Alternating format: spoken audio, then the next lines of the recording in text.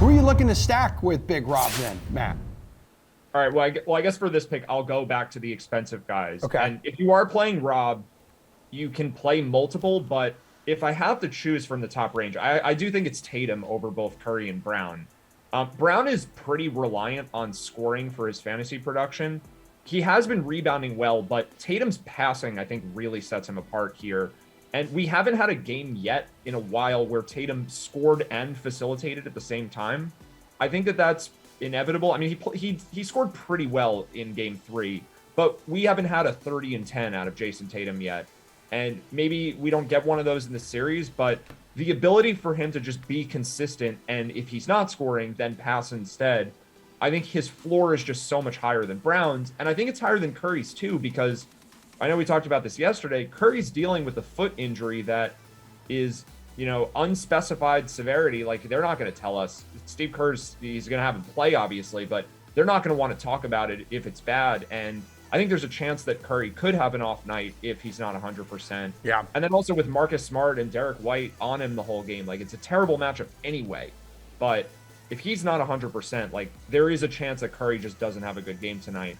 I don't see much of a chance of that happening for Tatum. Yeah, but despite that lower leg injury, it's clear when you look at like the DK Sportsbook that odds makers are still expecting big things from him in Game 4. Jeff, you went with Jaylen Brown as your captain. Who would you like to stack with him?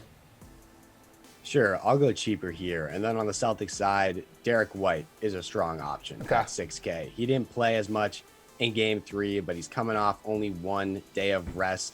And Rob Williams, as Matt was saying, the knee is still a concern.